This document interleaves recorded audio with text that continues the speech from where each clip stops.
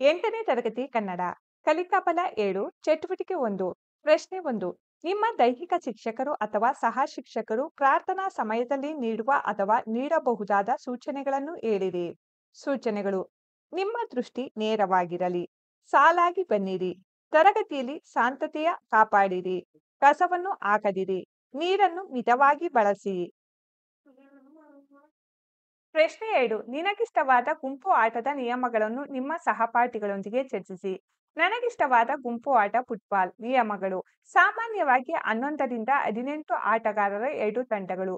ಕಡಿಮೆ ಆಟಗಾರರು ಹೊಂದಿರುವ ಕೆಲವು ಬದಲಾವಣೆಗಳು ಸಹ ಜನಪ್ರಿಯವಾಗಿವೆ. ಆಟದಲ್ಲಿ ಸ್ಥಳವನ್ನು ಸ್ಪಷ್ಟವಾಗಿ ನಿಗದಿಪಡಿಸಲಾಗುತ್ತದೆ. ಕ್ಷೇತ್ರದ ಎದುರಾಳಿ ತಂಡದ ಕೊನೆಯಲ್ಲಿ ಮತ್ತು 2 ಗೋಲಿನ ವಲಯದಲ್ಲಿ ಚೆಂಡು ಚಲಿಸುವ 2 ಗೋಲ್ ಕಂಬಗಳ ನಡುವೆ ಚೆಂಡನ್ನು ಹಾಕುವ ಆಟಗಾರರು ಪರಿಣಾಮವಾಗಿ ಅಂಕಗಳನ್ನು ಗುರಿ ಅಥವಾ ಲೈನ್ ಎದುರಾಳಿ ತಂಡ ರಕ್ಷಿಸುತ್ತದೆ. ಆಟಗಾರರು ಸರಿಸಲು ಅನುಸಾರವಾಗಿ ಚೆಂಡನ್ನು ಅವಲಂಬಿಸಿ ಒದೆಯುವುದರಿಂದ, ಚೆಂಡನ್ನು ಒಯ್ಯುವುದರಿಂದ ಅಥವಾ ಚೆಂಡನ್ನು ಕೈಯಲ್ಲಿ ಹಾದು ಹೋಗುವ ಕೋರ್ಟ್ ಮೂಲಕ ಮೇಲೆ ಆಟಗಾರರು ಬಾಲನ್ನು ಸರಿಸಲು ತಮ್ಮ ದೇಹವನ್ನು ಮಾತ್ರ ಬಳಸಬೇಕು. ಚಟುವಟಿಕೆ 2. ನೀವು ಇಲ್ಲಿ ಅನುಸರಿಸಬಹುದಾದ ಅಥವಾ ಅನುಸರಿಸಬೇಕಾದ ಸೂಚನೆಗಳನ್ನು ಬರೆಯಿರಿ. ಗ್ರಂಥಾಲಯ. ನಿಶ್ಶಬ್ದವಾಗಿರಿ. ಸಿಗ್ನಲ್ ನೋಡಿ ರಸ್ತೆ ದಾಟಿ. ಡಾಕ್ಟರ್. ಮಾಸ್ಕ್ ಹಾಕಿ ಒಳಕ್ಕೆ ಪ್ರವೇಶಿಸಿ. ಪೊಲೀಸ್. ಭಯ ಬೇಡ, ನಿರ್ಭಯದಿಂದ ಇರಿ. ಚಟುವಟಿಕೆ 3. ಈ ಸೂಚನಾ ಫಲಕ ಏನನ್ನು ಸೂಚಿಸುತ್ತದೆ ಎಂಬುದನ್ನು ಬರೆಯಿರಿ. ಸೂಚನಾ ಫಲಕ: ನಿಶ್ಶಬ್ದವಾಗಿರಿ, ಪಾದರಕ್ಷೆಗೆ ಪ್ರವೇಶವಿಲ್ಲ, ಶಬ್ದ ಮಾಡಬೇಡಿ, ಓಡಬೇಡಿ, ಧೂಮಪಾನ ನಿಷೇಧಿಸಿದೆ, ಪ್ರಾಣಿಗಳಿಗೆ ಪ್ರವೇಶವಿಲ್ಲ, ಶಬ್ದ ಬೇಡ, ಶಾಂತವಾಗಿರಿ, ಮೊಬೈಲ್ ಬಳಕೆ ನಿಷೇಧಿಸಿದೆ. ಚಟುವಟಿಕೆ 4. ವಾಕ್ಯ ಓದಿ ಸೂಕ್ತವಾದ ಸೂಚನೆಗಳನ್ನು ಖಾಲಿ ಜಾಗದಲ್ಲಿ ಆರಿಸಿ ಬರೆಯಿರಿ. ವಾಕ್ಯ: ಒಮ್ಮೆ ನಾನು ಅಪ್ಪನ ಜೊತೆ ಕಾರ್ಗೆ ಪೆಟ್ರೋಲ್ ಹಾಕಿಸಲು ಪೆಟ್ರೋಲ್ ಬಂಕ್ಗೆ ಹೋಗಿದ್ದೆನು. ಅಲ್ಲಿ ನಾನು ನೋಡಿದ ಸೂಚನಾ ಫಲಕ ಹೀಗಿತ್ತು. ಸರಿಯಾದ ಆಯ್ಕೆ ಮೊಬೈಲ್ ನಿಷೇಧಿಸಿದೆ. ವಾಕ್ಯ 2. ಶಾಲಾ ಶೈಕ್ಷಣಿಕ ಪ್ರವಾಸದಲ್ಲಿ ನಾವೆಲ್ಲ ಐತಿಹಾಸಿಕ ಸ್ಥಳ ಹಂಪಿಯನ್ನು ನೋಡಲು ಹೋಗಿದ್ದಾಗ ಅಲ್ಲಲ್ಲಿ ಕಂಡ ಸೂಚನಾ ಫಲಕದಲ್ಲಿದ್ದ ಸಾಲುಗಳು ಹೀಗಿದ್ದವು. ಸರಿಯಾದ ಆಯ್ಕೆ 2. ಐತಿಹಾಸಿಕ ಸ್ಮಾರಕಗಳನ್ನು ರಕ್ಷಿಸು. ವಾಕ್ಯ 3. ಭಾನುವಾರ ಸ್ನೇಹಿತರೊಡನೆ ಮೈಸೂರು ಪ್ರಾಣಿ ಸಂಗ್ರಹಾಲಯ ನೋಡಲು ಹೋಗಿದ್ದೆನು. ಅಲ್ಲಿನ ಸಿಬ್ಬಂದಿಯು ನನ್ನ ಸಹಪಾಠಿಗಳಿಗೆ ಆಕ್ಷೇಪಣೆ ಮಾಡಿದ್ದು ಈ ತಪ್ಪಿಗಾಗಿ. ಸರಿಯಾದ ಆಯ್ಕೆ ಪ್ರಾಣಿಗಳಿಗೆ ಹೊರಗಿನ ತಿಂಡಿ ತಿನಿಸುಗಳನ್ನು ನೀಡುತ್ತಾ ಫೋಟೋ ತೆಗೆಸಿಕೊಂಡಿದ್ದರಿಂದ. ಚಟುವಟಿಕೆ 5. ಶಾಲಾ ಸಮಯದಲ್ಲಿ ನೀವು ಪಾಲಿಸುವ ಸೂಚನೆಗಳಿಗೆ ಮಾತ್ರ ಗುರುತು ಹಾಕಿ. ಪ್ರಾರ್ಥನಾ ಸಮಯದಲ್ಲಿ ಸಾಲಾಗಿ ನಿಲ್ಲುವುದು, ಶಾಲಾ ವಾಚನಾಲಯದಲ್ಲಿ ನಿಶ್ಶಬ್ದವಾಗಿ ಪುಸ್ತಕ ಓದುವುದು, ಶೌಚಾಲಯ ಬಳಸಿದ ನಂತರ ಸಾಬೂನಿನಿಂದ ಕೈ ತೊಳೆಯುವುದು, ಅಗತ್ಯವಿರುವಷ್ಟು ಆಹಾರವನ್ನು ಮಾತ್ರ ತಟ್ಟೆಯಲ್ಲಿ ಬಡಿಸಿಕೊಳ್ಳುವುದು, ವಾರಕ್ಕೊಮ್ಮೆ ಉಗುರು ಕತ್ತರಿಸುವುದು, ಪ್ರತಿದಿನ ಶಾಲೆಗೆ ಶೂ, ಸಾಕ್ಸ್ ಅಥವಾ ಚಪ್ಪಲಿಯನ್ನು ಧರಿಸಿ ಬರುವುದು. ಚಟುವಟಿಕೆ 6. ಇವುಗಳನ್ನು ಅನುಕ್ರಮವಾಗಿ ಜೋಡಿಸಿರಿ. ಅನುಕ್ರಮವಾಗಿ ಜೋಡಿಸಲಾಗಿದೆ: ಪ್ರಾರ್ಥನೆ, ಸ್ವಾಗತ, ಪ್ರಾಸ್ತಾವಿಕ ನುಡಿ, ಉದ್ಘಾಟನೆ, ಮುಖ್ಯ ಅತಿಥಿಗಳ ಭಾಷಣ, ಅಧ್ಯಕ್ಷರ ಭಾಷಣ, ವಂದನಾರ್ಪಣೆ. ಚಟುವಟಿಕೆ 7. ಒಂದು ಆಹ್ವಾನ ಪತ್ರಿಕೆ ಅಥವಾ ಆಮಂತ್ರಣ ಪತ್ರಿಕೆಯನ್ನು ಸಂಗ್ರಹಿಸಿ ಕಾರ್ಯಕ್ರಮದ ಪ್ರಮುಖ ಅಂಶಗಳನ್ನು ಹೇಗೆ ಬರೆಯಲಾಗಿದೆ ಎಂಬುದನ್ನು ಗಮನಿಸಿ ಪ್ರಶ್ನೆಗಳಿಗೆ ಉತ್ತರಿಸಿ. ಪ್ರಶ್ನೆಗಳು: ಸ್ವಾಗತ ಕೋರುವವರು ಶ್ರೀ ರಾಘವೇಂದ್ರ. ಕಾರ್ಯಕ್ರಮದ ಉದ್ಘಾಟನೆ ಮಾಡುವವರು ಮುಖ್ಯ ಅತಿಥಿ ಮತ್ತು ಅಧ್ಯಕ್ಷರು. ಕಾರ್ಯಕ್ರಮದಲ್ಲಿ ಭಾಗವಹಿಸುವ ಅತಿಥಿಗಳು ಶ್ರೀ ನಾಗೇಂದ್ರ. ಕಾರ್ಯಕ್ರಮದ ಅಧ್ಯಕ್ಷತೆ ವಹಿಸಿದವರು ಶ್ರೀ ರಜನೀಶ್. ವಂದನೆಗಳನ್ನು ಸಲ್ಲಿಸುವವರು ಶ್ರೀಮತಿ ಕಲ್ಯಾಣಿ. ಚಟುವಟಿಕೆ 8. ನಿಮ್ಮ ಶಾಲೆಯಲ್ಲಿ ಆಚರಿಸಿದ ಕನ್ನಡ ರಾಜ್ಯೋತ್ಸವ ಕಾರ್ಯಕ್ರಮವನ್ನು ನೆನಪಿಸಿಕೊಂಡು ಇವುಗಳನ್ನು ಪಟ್ಟಿ ಮಾಡಿರಿ. ಪ್ರಾರ್ಥಿಸಿದವರು 8ನೇ ತರಗತಿಯ ವಿದ್ಯಾರ್ಥಿಗಳು. ಸ್ವಾಗತಿಸಿದವರು ರಜನೀಶ್. ಅತಿಥಿಗಳಾಗಿ ಭಾಗವಹಿಸಿದವರು ಗ್ರಾಮ ಪಂಚಾಯಿತಿಯ ಅಧ್ಯಕ್ಷರು. ಸಾಂಸ್ಕೃತಿಕ ಮನರಂಜನೆ ನೀಡಿದವರು ನಮ್ಮ ಶಾಲೆಯ ವಿದ್ಯಾರ್ಥಿಗಳು. ಅಧ್ಯಕ್ಷತೆ ವಹಿಸಿದವರು ಮುಖ್ಯೋಪಾಧ್ಯಾಯರು. ವಂದನೆಗಳನ್ನು ಸಲ್ಲಿಸಿದವರು 9ನೇ ವರ್ಗದ ಶಿಕ್ಷಕರು. ಕಾರ್ಯಕ್ರಮದ ನಿರೂಪಣೆ ಮಾಡಿದವರು 10ನೇ ವರ್ಗದ ಶಿಕ್ಷಕರು. ಚಟುವಟಿಕೆ 9 ನಿಮ್ಮ ತರಗತಿಯಲ್ಲಿ ಮಕ್ಕಳ ದಿನಾಚರಣೆ ಕಾರ್ಯಕ್ರಮವನ್ನು ಏರ್ಪಡಿಸಿ ನೀವೆಲ್ಲರೂ ಒಂದೊಂದು ಚಟುವಟಿಕೆಗಳನ್ನು ಹಂಚಿಕೊಂಡು ನಿರ್ವಹಣೆ ಮಾಡಿರಿ. ನೀವು ನಿರ್ವಹಣೆ ಮಾಡಿದ ಚಟುವಟಿಕೆಯ ಬಗ್ಗೆ ಅನಿಸಿಕೆ ಅಥವಾ ಅಭಿಪ್ರಾಯವನ್ನು ಕೆಳಗಿನ ಬಾಕ್ಸ್ನಲ್ಲಿ ಗುರುತಿಸಿ. ನಾನು ತೃಪ್ತಿಕರವಾಗಿ ಭಾಗವಹಿಸಿದ್ದೇನೆ. ನಾನು ಮಕ್ಕಳ ದಿನಾಚರಣೆ ಕಾರ್ಯಕ್ರಮದಲ್ಲಿ ಮ್ಯೂಸಿಕ್ ಚೇರ್ ಸ್ಪರ್ಧೆಯಲ್ಲಿ ಭಾಗವಹಿಸಿ ಪ್ರಥಮ ಸ್ಥಾನ ಪಡೆದೆನು. ಆ ಕಾರ್ಯಕ್ರಮದಲ್ಲಿ ನನಗೆ ಬಹುಮಾನ ಲಭಿಸಿತು. ನನ್ನ ಕಲಿಕೆ 8ನೇ ತರಗತಿ ಕನ್ನಡ ಕಲಿಕಾ ಫಲ 8. ವಿವಿಧ ಉದ್ದೇಶಗಳಿಗಾಗಿ ಓದುವಾಗ ಮತ್ತು ಬರೆಯುವಾಗ ಬಳಸಲಾಗುವ ಲೇಖನ ಚಿಹ್ನೆಗಳನ್ನು ಗುರುತಿಸಿ ಅರ್ಥೈಸಿಕೊಂಡು ಬಳಸುತ್ತಾರೆ. ಬರಹದ ಉದ್ದೇಶಕ್ಕನುಸಾರ ಭಾವಪೂರ್ಣ ಅಭಿವ್ಯಕ್ತಿ ಶೈಲಿ ರೂಢಿಸಿಕೊಳ್ಳುತ್ತಾರೆ. ಚಟುವಟಿಕೆ 1 ಚಿಹ್ನೆ ಬಳಸಿ ಅರ್ಥ ತಿಳಿಯೋಣ ಜಾಣ.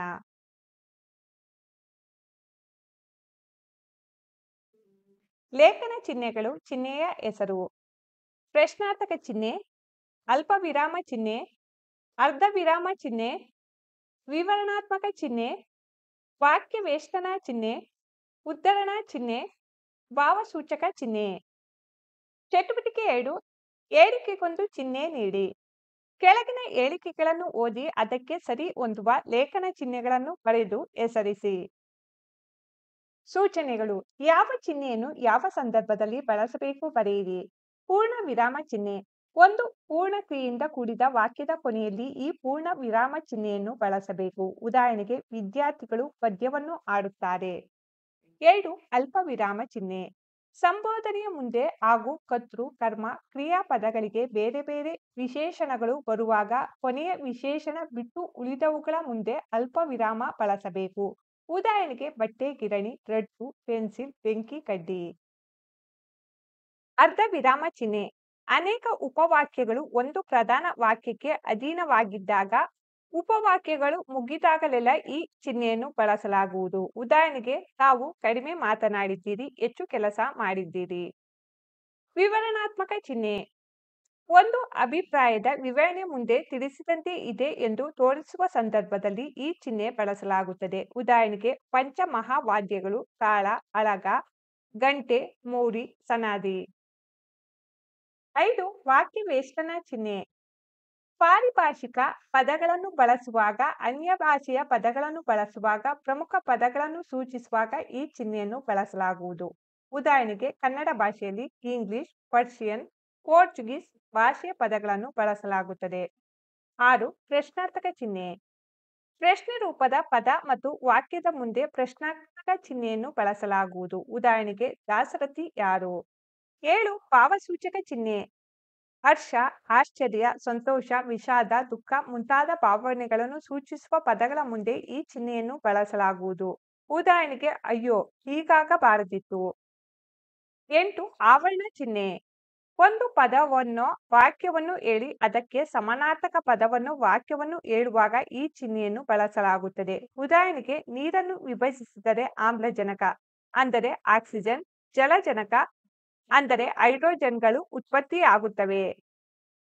ಚಟುವಟಿಕೆ 3 ಗುಂಪಿನಾಟ ಚಿಹ್ನೆ ಪಾಠ. ಸುಳಿವು ತಿಳಿದು ಚಿಹ್ನೆ ತಿಳಿಸಿ. 1 ಒಂದೇ ವಾಕ್ಯವನ್ನು ಮುಂದುವರೆದು ಬರೆಯುವಾಗ ಬಳಸುವರು. ಅಲ್ಪ ವಿರಾಮ ಚಿಹ್ನೆ.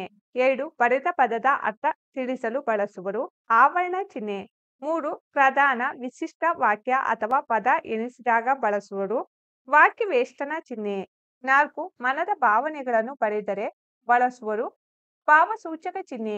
5 ಪ್ರಶ್ನೆ ಮಾಡಿದರೆ ಇದನ್ನೇ ಬಳಸುವರು. ಪ್ರಶ್ನಾರ್ಥಕ ಚಿಹ್ನೆ. 6 ಇನ್ನೊಬ್ಬರ ಮಾತು ನನ್ನದಲ್ಲ ಎಂದಾಗ ಬಳಸುವರು. ವಾಕ್ಯ ವೇಷ್ಟನ ಚಿಹ್ನೆ. 7 ವಿವರಣೆ ಬೇಕಾದಲ್ಲಿ ಬಳಸಿ ಬರೆಯುವರು. ವಿವರಣೆ ಚಿಹ್ನೆ. 8 ವಾಕ್ಯದ ಕೊನೆಯಲ್ಲಿ ಬಳಸಲೇಬೇಕಿದೆ. ಪೂರ್ಣ ವಿರಾಮ ಚಿಹ್ನೆ. 9 ಒಂದೇ ಅರ್ಥ ನೀಡುವ 2 ಬೇರೆ ಬೇರೆ ವಾಕ್ಯಗಳ ಮಧ್ಯೆ ಬಳಸಬೇಕು. ಅರ್ಧ ವಿರಾಮ ಚಿಹ್ನೆ. ಚಟುವಟಿಕೆ 4 ಸೂಚನೆ. 1 ಈ ಮೇಲಿನ ಪಠ್ಯವನ್ನು ಲೇಖನ ಚಿಹ್ನೆ ಆಧರಿಸಿ ಓದಲು ಅಭ್ಯಾಸ ಮಾಡಿ. 2 ಈ ಪಠ್ಯದಲ್ಲಿ ಬಳಕೆಯಾಗಿರುವ ಲೇಖನ ಚಿಹ್ನೆಗಳನ್ನು ಗಮನಿಸಿ ಅವುಗಳ ಇರುವಿಕೆ ಅಥವಾ ಇಲ್ಲದಿರುವಿಕೆಯ ಸಂದರ್ಭದಲ್ಲಿ ಆಗುವ ಅರ್ಥಗ್ರಹಿಕೆಯ ಗೊಂದಲವನ್ನು ಪರಿಶೀಲಿಸಿ. 3 ಈ ಪಠ್ಯದಲ್ಲಿ ಬಳಕೆಯಾಗಿರುವ ಲೇಖನ ಚಿಹ್ನೆ ಇಲ್ಲದೆ ಓದಿ. ಚಟುವಟಿಕೆ 5 ನಿಮ್ಮ ಗಾದೆಗೆ ನಮ್ಮ ಚಿಹ್ನೆ. ಈ ಕೆಳಗಿನ ಗಾದೆಗಳಿಗೆ ಸೂಕ್ತ ಲೇಖನ ಚಿಹ್ನೆ ಬಳಸಿ ಮತ್ತೆ ಬರೆಯಿರಿ. 1 ಗಿಡವಾಗಿ ಬಗ್ಗದ್ದು ಮರವಾಗಿ ಬಗ್ಗಿದ್ದೆ. 2 ಬೆಳೆಯುವ ಸಿರಿ ಮೊಳಕೆಯಲ್ಲಿ ಕಾಣು. 3 ಕುಂಬಾರನಿಗೆ ವರ್ಷ ದೊಣ್ಣೆಗೆ ನಿಮಿಷ. 4 ಗೂಡು ಉಪಕಾರ ಅರಿಯದು ಎಣ ಶೃಂಗಾರ ಅರಿಯದು. 5 ಕೈ ಕೆಸರಾದರೆ ಬಾಯಿ ಮೊಸರು. 6 ತಾಯಿಯಂತೆ ಮಗಳು ನೂಲಿನಂತೆ ಸೀರೆ. ಚಟುವಟಿಕೆ 6 ಭಾವನೆಗೊಂದು ಚಿಹ್ನೆ.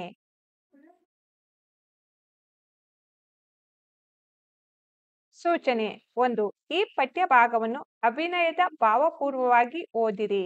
2 ಈ ಪಠ್ಯದಲ್ಲಿ ಬಳಕೆಯಾಗಿರುವ ಲೇಖನ ಚಿಹ್ನೆಗಳು ಭಾವನೆಗೆ ತಕ್ಕಂತೆ ವರ್ತಿಸುವುದನ್ನು ಕುರಿತು ಚರ್ಚಿಸಿ. 3 ಮಾತಿನ ಸಂದರ್ಭದಲ್ಲಿನ ಭಾವನೆಗಳು ಲಿಖಿತವಾಗಿ ಅಭಿವ್ಯಕ್ತವಾಗಲು ಲೇಖನ ಚಿಹ್ನೆಗಳ ಪ್ರಾಮುಖ್ಯತೆ ಕುರಿತು ತರಗತಿಯಲ್ಲಿ ಪರಸ್ಪರ ಸಮರ್ಥಿಸಿರಿ. ಚಟುವಟಿಕೆ 7 ಸೂಕ್ತ ಚಿಹ್ನೆ ಬಳಸಿ ಬರೆಯೋಣ. ಚಿಹ್ನೆಗಳನ್ನು ಬಳಸಲಾಗಿದೆ. ಚಟುವಟಿಕೆ 8 ಸೂಕ್ತ ಚಿಹ್ನೆ ಹೊಂದಿರುವವರು ಯಾರು? 1 ಸೂಕ್ತ ಲೇಖನ ಚಿಹ್ನೆ ಇರುವ ವಾಕ್ಯವನ್ನು ಗುರುತಿಸಿ ಟಿಕ್ ಮಾಡಿ. ಸೂಕ್ತ ಲೇಖನ ಚಿಹ್ನೆ ಇರುವುದು ನೀನು ಯಾರ ಮಗ ಎಂದು ನನಗೆ ಗೊತ್ತು. ಕುಂತಿಗೂ ಗೊತ್ತು, ಕೃಷ್ಣನಿಗೂ ಗೊತ್ತು, ಸೂರ್ಯನಿಗೂ ಗೊತ್ತು. 2 ಶ್ರೀ ಕ್ಷೇತ್ರ ಧರ್ಮಸ್ಥಳದ ಮಂಜೂಷ ವಸ್ತು ಸಂಗ್ರಹಾಲಯ ನೆನಪಾಯಿತು. 3 ನಿನ್ನ ತೊಟ್ಟಾಭರಣಮೆಲ್ಲಂ ಕೊಟ್ಟು ಹೋಗು. ಚಟುವಟಿಕೆ 9 ಚಿಹ್ನೆ ಬಳಸಿ ಕತೆ ಬರೆಯೋಣ. ಮೊಲ ಆಮೆಯ ಓಟದ ಸ್ಪರ್ಧೆಯ ಕಥೆಯನ್ನು ಸೂಕ್ತ ಲೇಖನ ಚಿಹ್ನೆ ಬಳಸಿ ಬರೆಯಿರಿ. ಕತೆ ಮೊಲಕ್ಕೆ ತನ್ನ ವೇಗದ ಓಟದ ಬಗ್ಗೆ ಜಂಬ ಇತ್ತು. ಅದು ಯಾವಾಗಲೂ ಆಮೆಯನ್ನು ಕಂಡು ಗೇಲಿ ಮಾಡುತ್ತಿತ್ತು. ಒಂದು ದಿನ ಆಮೆ ಮತ್ತು ಮೊಲದ ನಡುವೆ ಗಲಾಟೆ ನಡೆದಿತ್ತು. ಆ ವೇಳೆ ಕಾಡಿನ ಎಲ್ಲಾ ಪ್ರಾಣಿಗಳು ಸೇರಿ ಇವೆರಡರ ನಡುವೆ ರೇಸ್ ನಡೆಸಲು ನಿರ್ಧರಿಸಿದವು. ಕಾಡಿನ ಮಧ್ಯದಿಂದ ಓಟದ ಸ್ಪರ್ಧೆ ನಡೆಯಿತು. ರೇಸ್ ಪ್ರಾರಂಭವಾಗುತ್ತಿದ್ದಂತೆ ಬೆಳಕಿನ ವೇಗದಲ್ಲಿ ಮೊಲ ಎಲ್ಲಾ ಪ್ರಾಣಿಗಳ ನೋಟದಿಂದ ಕಣ್ಮರೆಯಾಯಿತು. ಆದ್ರೆ ಆಮೆ ನಿಧಾನವಾಗಿ ಸಾಗುತ್ತಿತ್ತು. ಹೀಗೆ ವೇಗವಾಗಿ ಓಡುತ್ತಿದ್ದ ಮೊಲ ಮುಂದೆ ಓಡುವಾಗ ಕ್ಯಾರೆಟ್ ಬೆಳೆಯನ್ನು ಕಂಡು ನಿಂತಿತು. ಹಿಂದೆ ತಿರುಗಿ ನೋಡಿದಾಗ ಆಮೆಯ ಸುಳಿವೇ ಇರಲಿಲ್ಲ. ಆಮೆ ಓಡಿ ಇಲ್ಲಿಯವರೆಗೆ ಬರಲು ಗಂಟೆಗಳೇ ಬೇಕಾಗುತ್ತದೆ ಎಂದು ತಿಳಿದ ಮೊಲ ಒಂದೆರಡು ದೊಡ್ಡ ಕ್ಯಾರೆಟ್ ತಿಂದಿತು. ಬಳಿಕ ಹೊಟ್ಟೆ ತುಂಬಿದ್ದರಿಂದ ಮರವೊಂದರ ಅಡಿ ಬಂದು ಸ್ವಲ್ಪ ಹೊತ್ತು ವಿಶ್ರಾಂತಿ ಪಡೆದು ಬಳಿಕ ಮತ್ತೆ ಎದ್ದು ಓಡುವುದಾಗಿ ತೀರ್ಮಾನಿಸಿತು. ಅದರಂತೆ ಮಲಗಿದಾಗ ಗಾಢ ನಿದ್ದೆಗೆ ಜಾರಿತು. ಆದರೆ ಎಲ್ಲಿಯೂ ನಿಲ್ಲದ ಆಮೆ ನಿಧಾನವಾಗಿ ಓಡಿ ಓಡಿ ಅಂತಿಮ ಗುರಿ ತಲುಪಿತು. ಮೊಲಕ್ಕೆ ಎಚ್ಚರವಾದಾಗ ಆಮೆ ಈ ರೇಸ್ ಗೆದ್ದುಬಿಟ್ಟಿತು. ಆಗ ಮೊಲಕ್ಕೆ ತನ್ನ ಮೂರ್ಖತನ ಮತ್ತು ಅತಿಯಾದ ಆತ್ಮವಿಶ್ವಾಸಕ್ಕೆ ತಕ್ಕ ಶಾಸ್ತಿಯಾಯಿತು. ನಿರಂತರ ಶ್ರಮವೇ ಗುರಿ ತಲುಪುವ ಮಾರ್ಗ ಎಂಬುದು ಇಲ್ಲಿನ ನೀತಿಯಾಗಿದೆ. 2 ಕೊಟ್ಟಿರುವ ಚಿತ್ರ ಗಮನಿಸಿ. ನಿಮಗನಿಸಿದ್ದನ್ನು ಸೂಕ್ತ ಲೇಖನ ಚಿಹ್ನೆಗಳೊಂದಿಗೆ ಬರೆಯಿರಿ. ಚಿತ್ರ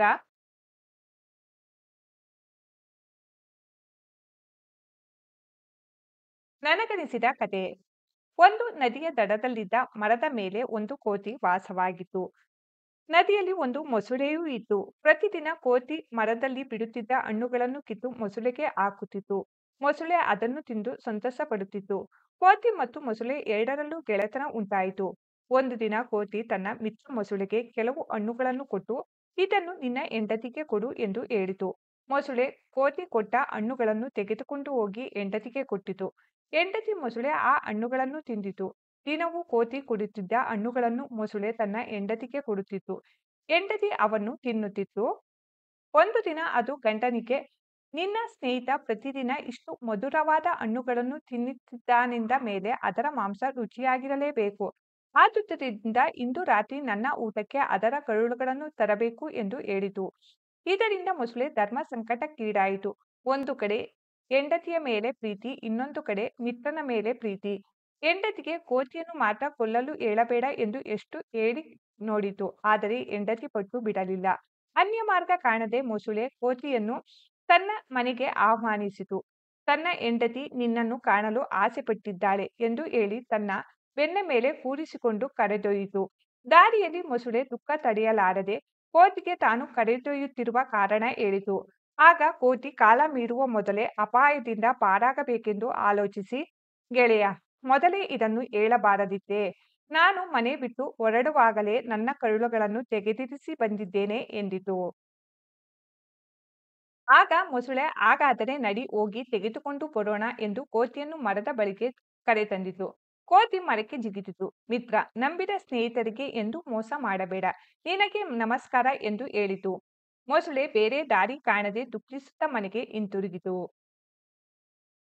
ನನ್ನ ಕಲಿಕೆ 8ನೇ ತರಗತಿ ಕನ್ನಡ.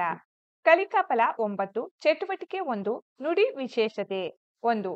ನೀಡಿರುವ ಸನ್ನಿವೇಶ ಓದಿ ಸನ್ನಿವೇಶದಲ್ಲಿ ಅಡಿಕೆರೆ ಎಳೆದ ಪದಗಳನ್ನು ಬರೆದು ಆ ಪದಗಳ ವಿಶಿಷ್ಟತೆಯನ್ನು ಚರ್ಚಿಸಿ. ರಾಮಕ್ಕನ ಪಾಡು. ಅಡಿಕೆರೆ ಎಳೆದ ಪದಗಳನ್ನು ಪಟ್ಟಿ ಮಾಡಲಾಗಿದೆ. ತಲೆ ಮೇಲೆ ಕೈ ಹೊತ್ತು ಕೂತನು, ಕರುಳು ಹಿಂಡಿದಂತಾಗಿ ಸಿಗಿದು ತೋರಣ ಕಟ್ಟುತ್ತೇನೆ, ಹಲ್ಲು ಮಸೆಯುತ್ತಿರುವಾಗ ಹೊಟ್ಟೆ ಮೇಲೆ ಹೊಡೆಯುವುದೆಂದರೆ. ಚಟುವಟಿಕೆ 2. ನನ್ನದೊಂದು ಸಂಭಾಷಣೆ. ನೀಡಿರುವ ಚಿತ್ರವನ್ನು ಗಮನಿಸಿ ಅಲ್ಲಿ ನಡೆದಿರುವಂತಹ ಸಂಭಾಷಣೆಯನ್ನು ನುಡಿಗಟ್ಟುಗಳನ್ನು ಬಳಸಿ ಬರೆಯಿರಿ. ಚಿತ್ರ, ಸಂಭಾಷಣೆ. ಚಟುವಟಿಕೆ 3. ನಾವು ಯಾರು. ಅಂಕಣದಲ್ಲಿರುವ ಪದಗಳಲ್ಲಿ ಸಂಸ್ಕೃತ ಪದಗಳನ್ನು ಮಾತ್ರ ಆರಿಸಿ ಬರೆಯಿರಿ. ಆರಿಸಿದ ಸಂಸ್ಕೃತ ಪದಗಳು ಶಾಲೆ, ಸಂತೋಷ, ಪರ್ವ, ಕಾವ್ಯ, ಚಂದಿರ, ವಿದ್ಯೆ, ಧ್ವನಿ, ಮಾಲಾ. ಚಟುವಟಿಕೆ 4. ಕನ್ನಡಿಗರಾಗೋಣ. 3ರ ಚಟುವಟಿಕೆಯಲ್ಲಿ ನೀವು ಪಟ್ಟಿ ಮಾಡಿರುವ ಸಂಸ್ಕೃತ ಪದಗಳನ್ನು ಬರೆದು ಅವುಗಳನ್ನು ಕನ್ನಡ ಪದವಾಗಿ ಬದಲಾಯಿಸಿ ನೀಡಿರುವ ಕೋಷ್ಟಕದಲ್ಲಿ ಬರೆಯಿರಿ. ಸಂಸ್ಕೃತ ಪದಗಳು ಕನ್ನಡ ಪದಗಳು: ಶಾಲೆ, ಶಾಲಾ, ಕಾವ್ಯ, ಕಬ್ಬ, ವಿದ್ಯೆ, ಬಿಜ್ಜೆ, ಕೀರ್ತಿ, ಕೀರುತಿ, ಸಂತೋಷ, ಸಂತಸ, ಧ್ವನಿ, ದನಿ, ಪರ್ವ, ಹಬ್ಬ, ಯುದ್ಧ, ಜುದ್ಧ, ಚಂದಿರ, ಚಂದ್ರ. ಚಟುವಟಿಕೆ 5. ನಮ್ಮನ್ನು ಗಮನಿಸಿ. ನೀಡಿರುವ ಪದಗಳನ್ನು ಸೂಕ್ಷ್ಮವಾಗಿ ಗಮನಿಸಿ ಆ ಪದಗಳಲ್ಲಾಗಿರುವ ಬದಲಾವಣೆಗಳನ್ನು ಕುರಿತು ಶಿಕ್ಷಕರೊಡನೆ ಚರ್ಚಿಸಿ ಇಂತಹ ಇನ್ನಷ್ಟು ಪದಗಳನ್ನು ಪಟ್ಟಿ ಮಾಡಿ. ಸಂಸ್ಕೃತ ಪದಗಳು ಕನ್ನಡ ಪದಗಳು. ಸಂಸ್ಕೃತ ಪದಗಳು: ವರ್ಣ, ಅಡವಿ, ವರ್ಷ, ಚಂಪಕ, ಯಮ, ಪಾಲು. ಕನ್ನಡ ಪದಗಳು: ಬಣ್ಣ, ಅಟವಿ, ವರುಷ, ಸಂಪಿಗೆ, ಜಾವ, ಹಾಲು. ನಾನು ಪಟ್ಟಿ ಮಾಡಿರುವ ಪದಗಳು: ಆರ್ಯ, ಅಜ್ಜ, ಕಾರ್ಯ, ಕಜ್ಜ, ಚಂದ್ರ, ಚಂದಿರ, ನಿತ್ಯ, ನಿಚ್ಚ, ಪದ್ಮ, ಪದುಮ, ಭಕ್ತಿ, ಬಕುತಿ. ಚಟುವಟಿಕೆ 6. ನನ್ನನ್ನು ಪತ್ತೆ ಹಚ್ಚು. ಮಾದರಿಯಂತೆ ಪದಗಳನ್ನು ಬಿಡಿಸಿ ಬರೆಯಿರಿ. ಬಿಡಿಸಿ ಬರೆದ ಪದಗಳ ವಿಶೇಷತೆಯನ್ನು ಶಿಕ್ಷಕರೊಂದಿಗೆ ಚರ್ಚಿಸಿ ನನ್ನನ್ನು ಹೆಸರಿಸಿ. ಮಾದರಿ: ಮರದಲ್ಲಿ, ಮರದ ಪ್ಲಸ್ ಅಲ್ಲಿ. ಪದಗಳು: ತೋಟವನ್ನು, ತೋಟ ಪ್ಲಸ್ ಅನ್ನು, ತೋಟದಿಂದ, ತೋಟ ಪ್ಲಸ್ ಇಂದ, ತೋಟಕ್ಕೆ, ತೋಟ ಪ್ಲಸ್ ಗೆ, ತೋಟದ ದೆಸೆಯಿಂದ, ತೋಟದ ಪ್ಲಸ್ ದೆಸೆಯಿಂದ, ತೋಟದ, ತೋಟ ಪ್ಲಸ್ ಆ, ತೋಟದಲ್ಲಿ, ತೋಟ ಪ್ಲಸ್ ಅಲ್ಲಿ. ಈ ಪದಗಳನ್ನು ಮೇಲಿನಂತೆ ಬರೆಯಲು ಪ್ರಯತ್ನಿಸಿ. ಊರು, ಊರನ್ನು, ಊರು ಪ್ಲಸ್ ಅನ್ನು, ಊರಿಂದ, ಊರು ಪ್ಲಸ್ ಇಂದ, ಊರಿನ ದೆಸೆಯಿಂದ, ಊರು ಪ್ಲಸ್ ದೆಸೆಯಿಂದ, ಊರಿನ, ಊರು ಪ್ಲಸ್ ಆ, ಊರಿನಲ್ಲಿ, ಊರು ಪ್ಲಸ್ ಅಲ್ಲಿ. ಕಾರು, ಕಾರನ್ನು, ಕಾರು ಪ್ಲಸ್ ಅನ್ನು, ಕಾರಿನಿಂದ, ಕಾರು ಪ್ಲಸ್ ಇಂದ, ಕಾರಿನ ದೆಸೆಯಿಂದ, ಕಾರು ಪ್ಲಸ್ ದೆಸೆಯಿಂದ, ಕಾರಿನ, ಕಾರು ಪ್ಲಸ್ ಆ, ಕಾರಿನಲ್ಲಿ, ಕಾರು ಪ್ಲಸ್ ಅಲ್ಲಿ. ಚಟುವಟಿಕೆ 7. ಕೂಡಿಸು. ಬಿಡಿಸಿರುವ ಪದಗಳನ್ನು ಕೂಡಿಸಿ ಪದ ಬರೆಯಿರಿ. ಪದಗಳು ಕೂಡಿಸಿ ಬರೆದಾಗ: ಮಾತು ಪ್ಲಸ್ ಇಲ್ಲ, ಮಾತಿಲ್ಲ. ಮನೆ ಪ್ಲಸ್ ಅನ್ನು, ಮನೆಯನ್ನು. ಹುಲ್ಲು ಪ್ಲಸ್ ಕಾವಲು, ಹುಲ್ಲುಗಾವಲು. ನಿಮಿಷ ಪ್ಲಸ್ ಆಗಿದೆ, ನಿಮಿಷವಾಗಿದೆ. ಸಂದೇಹ ಪ್ಲಸ್ ಇಲ್ಲ, ಸಂದೇಹವಿಲ್ಲ. ಚಟುವಟಿಕೆ 8. ಏಕೆ ಹೀಗೆ. ನೀಡಿರುವ ಪದಗಳಲ್ಲಿರುವ ವ್ಯತ್ಯಾಸಗಳನ್ನು ಗಮನಿಸಿ ಶಿಕ್ಷಕರೊಂದಿಗೆ ಚರ್ಚಿಸಿ ಬರೆಯಿರಿ. ಕಥನ ಪ್ಲಸ್ ಇದೆ, ಕಥನವಿದೆ. ತಲೆ ಪ್ಲಸ್ ಎತ್ತಿ, ತಲೆ ಎತ್ತಿ. ಊರು ಪ್ಲಸ್ ಇಂದ, ಊರಿಂದ. ಮುಚ್ಚು ಪ್ಲಸ್ ಇತ್ತು, ಮುಚ್ಚಿತ್ತು. ಮೈ ಪ್ಲಸ್ ತೊಳೆ, ಮೈದೊಳೆ. ಮಳೆ ಪ್ಲಸ್ ಕಾಲ, ಮಳೆಗಾಲ. ಚಟುವಟಿಕೆ 9. ನಮ್ಮನ್ನು ಗುರುತಿಸು. ಖಂಡಿಕೆಯನ್ನು ಓದಿ ಅಡಿಕೆರೆ ಎಳೆದ ಪದಗಳನ್ನು ಪಟ್ಟಿ ಮಾಡಿ ಅವುಗಳ ವಿಶೇಷತೆಯನ್ನು ಶಿಕ್ಷಕರೊಂದಿಗೆ ಚರ್ಚಿಸಿ ಇನ್ನಷ್ಟು ಪದಗಳನ್ನು ಸಂಗ್ರಹಿಸಿ ಬರೆಯಿರಿ.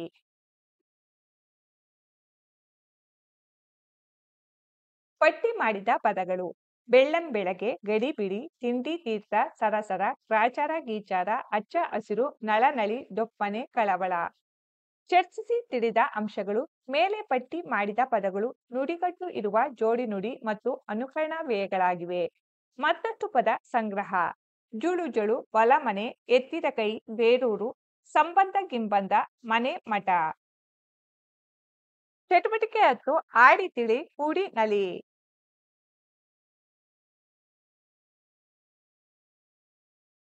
ಸಂಧಿಗಳು: ಸಂಧಿಗಳಲ್ಲಿ ಕನ್ನಡ ಸಂಧಿ, ಸಂಸ್ಕೃತ ಸಂಧಿಗಳೆಂಬ 2 ವಿಧಗಳಿದೆ. ಕನ್ನಡ ಸಂಧಿ ಸ್ವರ ಸಂಧಿ, ವ್ಯಂಜನ ಸಂಧಿ. ಸ್ವರ ಸಂಧಿಯಲ್ಲಿ ಲೋಪ ಆಗಮ ಸಂಧಿ, ವ್ಯಂಜನ ಸಂಧಿ ಆದೇಶ ಸಂಧಿ. ಸಂಸ್ಕೃತ ಸಂಧಿ: ಸಂಸ್ಕೃತ ಸಂಧಿಯಲ್ಲಿ ಸ್ವರ ಸಂಧಿ, ವ್ಯಂಜನ ಸಂಧಿ. ಸ್ವರ ಸಂಧಿಯಲ್ಲಿ ಸವರ್ಣ ದೀರ್ಘ ಸಂಧಿ, ಗುಣ ಸಂಧಿ, ವೃದ್ಧಿ ಸಂಧಿ, ಎಣ್ಸಂಧಿ. ವ್ಯಂಜನ ಸಂಧಿಯಲ್ಲಿ ಜಸ್ತ್ವ ಸಂಧಿ, ಚುಸ್ತ್ವ ಸಂಧಿ, ಅನುನಾಸಿಕ ಸಂಧಿ. ಈ ಕೆಳಗಿನ ವಾಕ್ಯವನ್ನು ಓದಿ ಬರೆಯಿರಿ. ನಾವು ಎಲ್ಲರೂ ಸೇರಿಕೊಂಡು ಒಟ್ಟು ಆಗಿ ನಮ್ಮ ಊರು ಅಲ್ಲಿ ಹಬ್ಬ ಅನ್ನು ಆಚರಿಸೋಣ. ಈ ವಾಕ್ಯವನ್ನು ವೇಗವಾಗಿ ಮಾತನಾಡುತ್ತಾ ಅದರಂತೆ ಬರೆಯಿರಿ. ನಾವೆಲ್ಲರೂ ಸೇರಿಕೊಂಡು ಒಟ್ಟಾಗಿ ನಮ್ಮೂರಿನಲ್ಲಿ ಹಬ್ಬವನ್ನು ಆಚರಿಸೋಣ. ಯಾವ ಪದಗಳನ್ನು ಕೂಡಿಸಿ ಬರೆದಿದ್ದೀರಿ ಆ ಪದವನ್ನು ಪಟ್ಟಿ ಮಾಡಿ. ನಾವು ಎಲ್ಲರೂ ಒಟ್ಟು ಆಗಿ ನಮ್ಮ ಊರು ಅಲ್ಲಿ ಹಬ್ಬ ಅನ್ನು. ಚಟುವಟಿಕೆ 11 ಆಡಿಗೊಂದು ಸೂತ್ರ ತಿಳಿ ನಮ್ಮ ಪಾತ್ರ. ಹಾಡು: ಮಾದರಿಯಂತೆ ಸೂತ್ರ ರಚಿಸಿ. ಮಾದರಿ: ನಾವೆಲ್ಲ, ನಾವು ಪ್ಲಸ್ ಎಲ್ಲ. ಸುರೇಂದ್ರ: ಸುರ ಪ್ಲಸ್ ಇಂದ್ರ ಆಗಮವಾದ ಅಕ್ಷರ ಎ. ದೇವೇಶ: ದೇವ ಪ್ಲಸ್ ಈಸ ಆಗಮವಾದ ಅಕ್ಷರ ಎ. ಚಂದ್ರೋದಯ: ಚಂದ್ರ ಪ್ಲಸ್ ಉದಯ ಆಗಮವಾದ ಅಕ್ಷರ ಓ. ಊಕಾರ ಲೋಪವಾದರೆ ಈ ಸಂಧಿಯ ಹೆಸರನ್ನು ನಾವು ಗುರುತಿಸಿ. ಈ ಸಂಧಿಯ ಹೆಸರು ಲೋಪಸಂಧಿ. ಬೇರೊಂದು: ಬೇರೆ ಪ್ಲಸ್ ಒಂದು ಎಕಾರ ಲೋಪಸಂಧಿ. ಮಾತಿಲ್ಲ: ಮಾತು ಪ್ಲಸ್ ಇಲ್ಲ ಉಕಾರ ಲೋಪಸಂಧಿ. ಬೆಟ್ಟದಾವರೆ: ಬೆಟ್ಟ ಪ್ಲಸ್ ತಾವರೆ ಆದೇಶ ಸಂಧಿ. ಲೋಪಸಂಧಿಗೆ ಉದಾಹರಣೆಯಾಗಿ ಇನ್ನಷ್ಟು ಪದಗಳನ್ನು ಸಂಗ್ರಹಿಸಿ ಬಿಡಿಸಿ ಬರೆಯಿರಿ. ಪದಗಳು ಬಿಡಿಸಿ ಬರೆದಾಗ ಲೋಪವಾದ ಅಕ್ಷರ: ಬೇರೊಬ್ಬ, ಬೇರೆ ಪ್ಲಸ್ ಒಬ್ಬ ಲೋಪಸಂಧಿ. ಊರೂರು: ಊರು ಪ್ಲಸ್ ಊರು ಲೋಪಸಂಧಿ. ಬಲ್ಲೆನೆಂದು: ಬಲ್ಲೆನು ಪ್ಲಸ್ ಎಂದು ಲೋಪಸಂಧಿ. ಹಣದಾಸೆ: ಹಣದ ಪ್ಲಸ್ ಆಸೆ ಲೋಪಸಂಧಿ. ಒಂದೊಂದು: ಒಂದು ಪ್ಲಸ್ ಒಂದು ಲೋಪಸಂಧಿ. ಅವರೆಲ್ಲ: ಅವರು ಪ್ಲಸ್ ಎಲ್ಲ ಲೋಪಸಂಧಿ. ಕೆರೆ ಪ್ಲಸ್ ಅಲ್ಲಿ, ಗಾಳಿ ಪ್ಲಸ್ ಅನ್ನು ಯಕಾರಾಗಮ ಸಂಧಿ. ಮಳೆ ಪ್ಲಸ್ ಇಂದ, ಮೇ ಪ್ಲಸ್ ಇಸು ಯಕಾರಾಗಮ ಸಂಧಿ. ಮಗು ಪ್ಲಸ್ ಇಗೆ, ಗುರು ಪ್ಲಸ್ ಅನ್ನು ವಕಾರಾಗಮ ಸಂಧಿ. ಹೂ ಪ್ಲಸ್ ಇದು, ಮಾತೃ ಪ್ಲಸ್ ಅನ್ನು ವಕಾರಾಗಮ ಸಂಧಿ. ಚಟುವಟಿಕೆ 12 ಆದೇಶ ನೀಡಿ. ಉತ್ತರ ಪದದ ಮೊದಲ ಅಕ್ಷರಕ್ಕೆ ಆವರಣದಲ್ಲಿರುವ ಅಕ್ಷರಗಳಿಂದ ಆದೇಶ ನೀಡಿ. ಮಳೆ ಪ್ಲಸ್ ಕಾಲ ಮಳೆಗಾಲ. ಬೆಟ್ಟ ಪ್ಲಸ್ ತಾವರೆ ಬೆಟ್ಟದಾವರೆ. ಕಣ್ ಪ್ಲಸ್ ಪನಿ ಕಂಬನಿ. ಹೊಸ ಪ್ಲಸ್ ಕನ್ನಡ ಹೊಸಗನ್ನಡ. ಸರಿಯಾದ ಅಕ್ಷರಗಳನ್ನು ತುಂಬಲು ಆದೇಶ ನೀಡಿ. ಹೊಸ ಪ್ಲಸ್ ಕನ್ನಡ ಹೊಸಗನ್ನಡ. ಮೈ ಪ್ಲಸ್ ತೊಳೆ ಮೈದೊಳೆ. ಬೆನ್ ಪ್ಲಸ್ ಕತ್ತು ಬೆಂಬತ್ತು. ಮಳೆ ಪ್ಲಸ್ ಕಾಲ ಮಳೆಗಾಲ. ಆದೇಶ ಸಂಧಿಗೆ ಉದಾಹರಣೆಯಾಗಿ ಇನ್ನಷ್ಟು ಪದಗಳನ್ನು ಸಂಗ್ರಹಿಸಿ ಬರೆಯಿರಿ. ಹುಲ್ಲುಗಾವಲು ಹಳೆಗನ್ನಡ. ಕಳೆಗೂಡಿ ಎಳೆಗರು. ಮನೆಗೆಲಸ ಮೈದೊಳೆ. ಮಳೆಗಾಲ ಬೆಟ್ಟದಾವರೆ. ಚಳಿಗಾಲ ಬೆಳದಿಂಗಳು. ತುದಿಗಾಲಲ್ಲಿ ಹೂದೋಟ. ಹುಲಿದೊಗಲು ಹೂಬುಟ್ಟಿ. ಹಣೆಗಣ್ಣು ಎದೆಗುಂದು. ಹೆಗಲುಗುಡು ಕಂಬನಿ.